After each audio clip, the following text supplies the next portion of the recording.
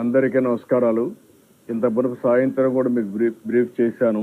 తర్వాత నేను నేరుగా ఇక్కడ సింగ్ నగర్కి వచ్చాను. ఇక్కడ పరిస్థితులన్నీ చూసాం. అప్పటికే బుడమేరు బ్రీచెస్ పడడం, ఆ బ్రీచెస్ వల్ల ఆ నీళ్లు కూడా విజయవాడ మీదకి వచ్చే పరిస్థితికి వచ్చింది. దీనివల్ల మొత్తం ఇక్కడుండే ప్రాంతం అంతా కూడా సబ్మెర్జెన్స్ గురయ్యే పరిస్థితి వచ్చింది, ముంపుకు గురయ్యే పరిస్థితి వచ్చింది. చాలా బాధాకరం. ఏదైతే ఒక పక్కన వర్షాలు ఎక్కువ పడడం, ఇటీవల కాలంలో ఎప్పుడు కూడా ఇంత వర్షం పడలేదు, అంత వర్షం పడింది. ఒకసారి మన చరిత్రలో చూస్తే ఇంత పెద్ద ఇన్ఫ్లోస్ ఒక్కసారి 1998లో వచ్చాయి. తర్వాత ఇప్పుడు వచ్చింది. 1998లో 9,24,000 క్యూసెక్స్ డిశ్చార్జ్ అయింది. యాజ్ ఆన్ నౌ 9 గంటలకి 9,70,000 క్యూసెక్స్ ఆఫ్ వాటర్ డిశ్చార్జ్ అయింది. అప్పటికంటే ఇప్పుడు దగ్గర 50,000 క్యూసెక్స్ ఆఫ్ వాటర్ ఎక్కువ వచ్చింది. ఇది ఇంకా పెరిగే అవకాశం కూడా కనపడుస్తూ ఉంది. ఈరోజు మనం చూసినప్పుడు అన్ని రిజర్వాయర్లు ఫుల్ అయినాయి. అదే సమయంలో ఈరోజు ఊహించిన విధంగా ఈ తుఫాన్ రావడం, ఈ తుఫాన్ వల్ల ఏవైతే తెలంగాణలో ఉండే ఈ యొక్క బుడమేరు ఇలాంటివన్నీ కూడా పెద్ద ఎత్తున అక్కడ వర్షాలు పడడం, ఆ క్యాచ్మెంట్ కూడా వాటర్ అంతా ఇక్కడికి వచ్చే పరిస్థితి వచ్చింది. ఇప్పుడు దీనివల్ల ఇంకా కూడా కొద్దిగా పెరిగే అవకాశాలు ఉన్నాయి. ఇప్పటికే కొన్ని ప్రాంతాలు బాగా ప్రమాదంగా తయారయ్యే పరిస్థితి వచ్చింది. ఇప్పటికే మనం ఒక పక్క చూస్తే ఏదైతే సింగ్ నగర్తో తోడుగా కృష్ణా లంకలో కూడా కొన్ని నీళ్లు వచ్చే పరిస్థితి వచ్చింది. ఇది కాకుండా ఇబ్రహీంపట్నంలో కూడా కొన్ని నీళ్లు వచ్చే పరిస్థితికి వచ్చింది. ఇవన్నీ కూడా చాలా బాధాకరమైన సంఘటన, ఊహించని సంఘటన. అయితే ఇప్పుడు మనం చేయగలిగేది దీన్ని సమర్థవంతంగా ఎదుర్కోవడం తప్ప ఇంకొకటి లేదు. ఇందులో రెండు ఉన్నాయి. ఒక పక్క అకాల వర్షాలు, కుంభవృష్టిగా వర్షం పడడం. ఇక్కడ గుంటూరు, విజయవాడలో చరిత్రలో ఎప్పుడూ పడని విధంగా 20 నుంచి 35 సెంటీమీటర్ల వర్షపాతం పడింది. దీనికి తగినట్టు మొత్తం నాగార్జున సాగర్ కానీ, శ్రీశైలం నుంచి నాగార్జున సాగర్, పులిచింతల నీళ్లు విపరీతంగా వస్తున్నాయి. దానికి తోడుగా ఈ మున్నేరు, బుడమేరు ఇవన్నీ కూడా పెద్ద ఎత్తున నీళ్లు వచ్చాయి.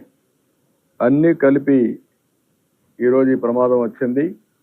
రెండోది, బుడమేరుకి ఏదైతే నేరుగా కొల్లేరుకు పోయే దీంట్లో సరిగా మెయింటైన్ చేయకుండా పోవడం, మెయింటైన్ చేయకుండా పోయి కొన్ని బ్రీచెస్ పడడం, ఆ బ్రీచెస్లో కొల్లేరుకు పోవలసిన నీళ్లు నేరుగా ఈరోజు కృష్ణ ఏదైతే ఈ దీని మీద సిటీకి రావడం, ఇవన్నీ కూడా సింగ్ నగర్కి రావడం.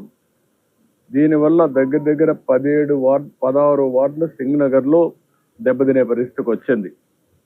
ఈ 16 వార్డుల్లో కూడా మనం ఒకసారి చూస్తే దగ్గర 2,76,145 మంది ఇక్కడ ప్రజలు ఉండే అవకాశం ఉంది.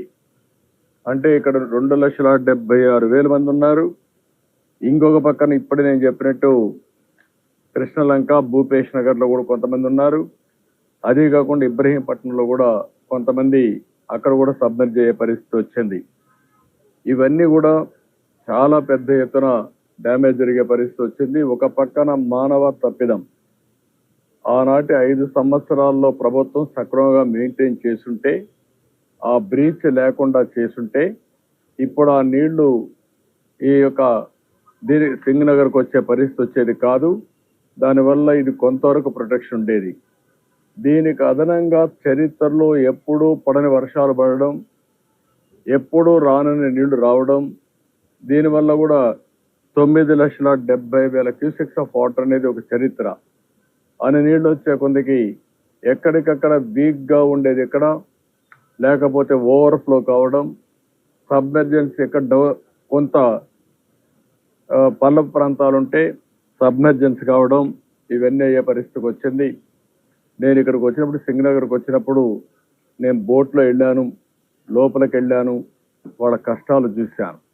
ఆ కష్టాలు చూసిన తర్వాత నాకు అనిపించింది ఇక్కడి నుంచి పోవడం కరెక్ట్ కాదు. ఇక్కడే ఉండి మళ్ళీ వాళ్ళకు న్యాయం జరిగిన తర్వాత వాళ్ళలో ఒక నమ్మకం కలిగించి నేను ఇక్కడి నుంచి వెళ్ళాలనే ఉద్దేశంతోనే నేరుగా కలెక్టరేట్కి వచ్చాను. ఈరోజు రేపు నేను ఇక్కడనే ఉంటా. ఇక్కడి నుంచే నేను వస్తానే హోమ్ మినిస్టర్తో కూడా మాట్లాడాను, అమిత్ షా గారితో మాట్లాడాను, మొత్తం సిచ్యువేషన్ అంతా బ్రీఫ్ చేశాను. ఇమ్మీడియట్గా ఆయన హోమ్ సెక్రటరీకి ఆదేశాలు ఇచ్చారు. 10 ఎన్డీఆర్ఎఫ్ టీములు పంపిస్తున్నారు. 10 ఎన్డీఆర్ఎఫ్ టీములు వస్తున్నాయి. ఈరోజు కొన్ని అయితే మిడ్ నైట్కి వస్తాయి. ఒక 4 బోట్లు వస్తాయి.